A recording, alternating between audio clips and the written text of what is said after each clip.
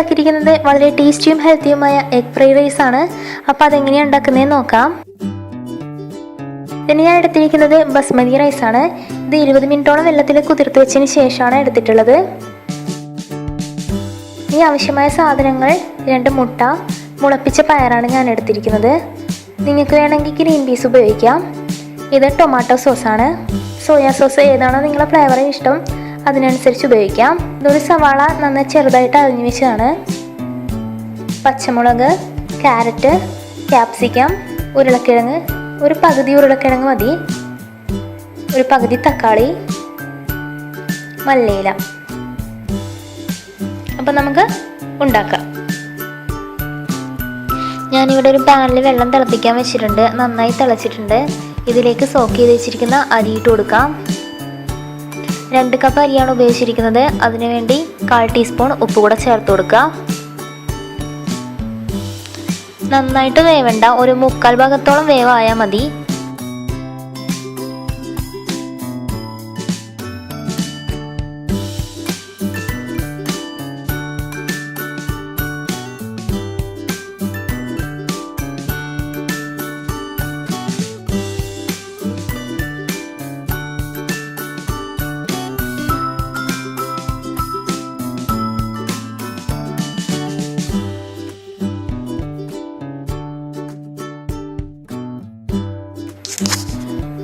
ഇനി ഒരു പാനിൽ എണ്ണ തേച്ച് പിടിപ്പിച്ചിട്ടുണ്ട്. ഇതിലേക്ക് മുട്ട ചേർത്ത് കൊടുക്കണം. മുട്ടയിൽ നമ്മൾ കുറച്ച് കുരുമുളകും ഉപ്പും കൂടെ ചേർത്ത് മിക്സ് ചെയ്തിട്ടാണ് ഒഴിച്ചു കൊടുക്കുന്നത്. തോരനൊക്കെ ഉണ്ടാക്കിയെടുക്കുന്നത് പോലെ തന്നെ ചെയ്യാം.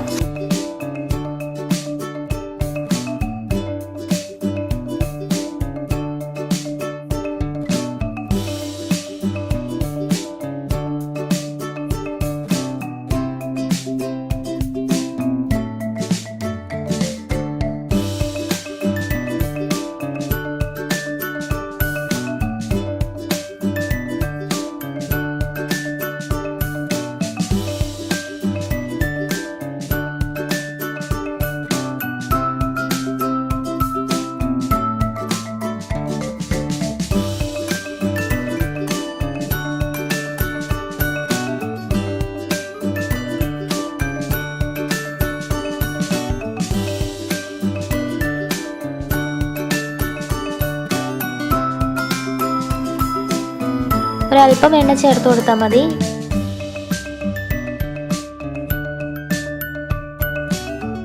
ഇതിലേക്ക് ക്യാരറ്റ്, പച്ചമുളക്, ഉരുളക്കിഴങ്ങ് എന്നിവ ചേർത്ത് ഒന്ന് മിക്സ് ചെയ്ത് കൊടുക്കുക.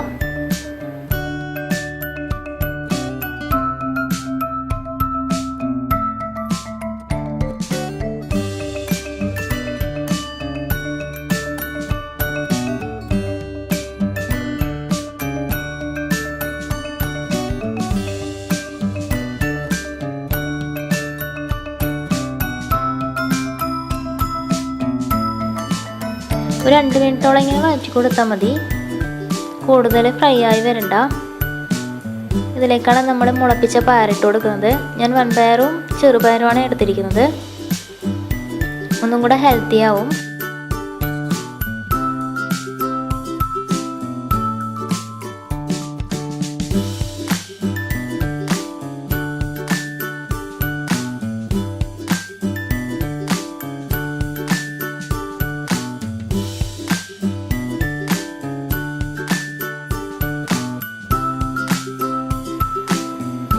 ഇതിലേക്ക് അരിഞ്ഞു വെച്ചിരിക്കുന്ന സവാള, തക്കാളി, ക്യാപ്സിക്കം എന്നിവ ചേർത്ത് നന്നായിട്ടൊന്ന് മിക്സ് ചെയ്യാം.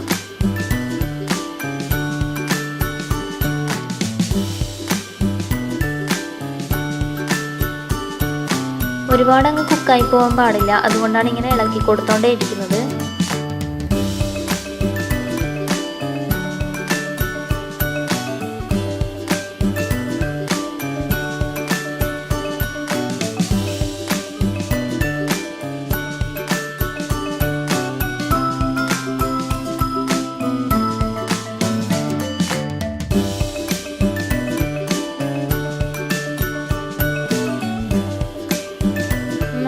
ചേർത്ത് കൊടുക്കുന്നത് കുരുമുളക്, ഉപ്പും കൂടെ ചേർത്ത് നന്നായിട്ട് മിക്സ് ചെയ്യാം.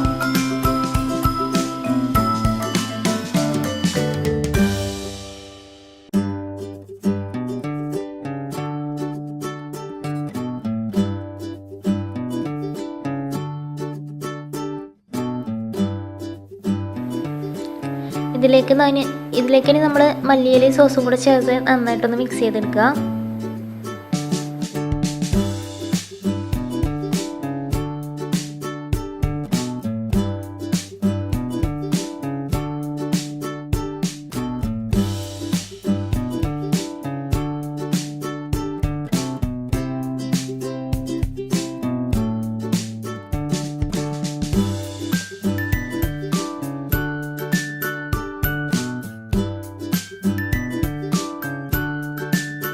നമുക്ക് തയ്യാറാക്കി വെച്ചിരിക്കുന്ന മുട്ട ചേർത്ത് കൊടുക്കാം. നല്ലപോലെ ഒന്ന് ഇളക്കി കൊടുക്കാം.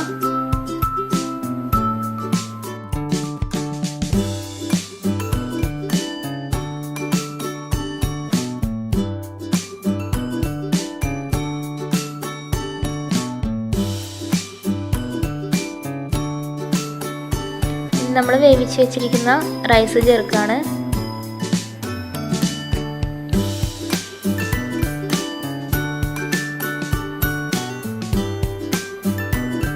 നന്നായിട്ടൊന്ന് മിക്സ് ചെയ്ത് കൊടുക്കുക. എല്ലാവരുടെയും കൂടെ അരി ഇങ്ങനെ ഉടഞ്ഞു പോകാൻ പാടില്ല.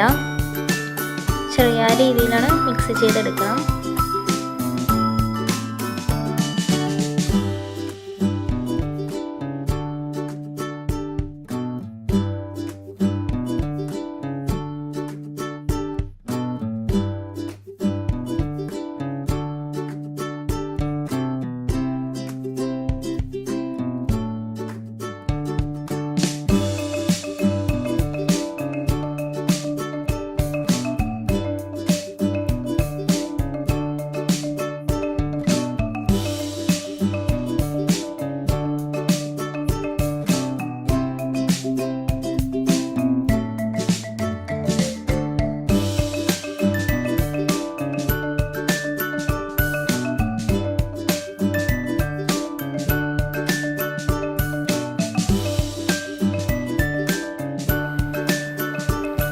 അപ്പം നമ്മൾ ഫ്രൈഡ് റൈസ് റെഡി ആയിട്ടുണ്ട്.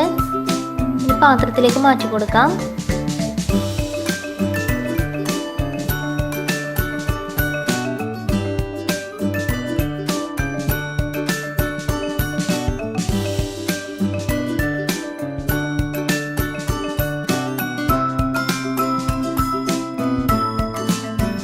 കുറച്ച് സ്പ്രിംഗ് ഓണിയനും മല്ലിയിലയും കൂടെ ചേർത്തൊന്ന് ഗാർണിഷ് ചെയ്ത് കൊടുക്കുന്നുണ്ട്.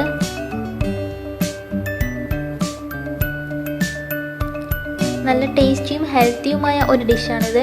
കാരണം ഞാൻ മുളപ്പിച്ച പയറാണ് ഉപയോഗിച്ചിരിക്കുന്നത്.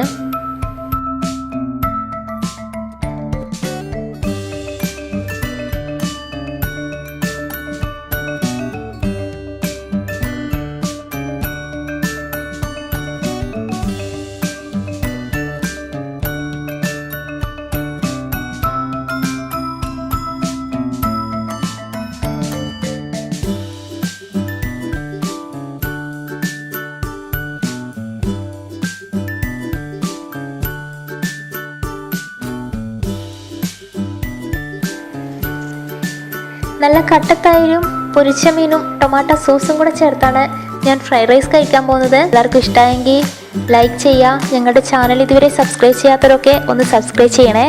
അപ്പോൾ ബൈ.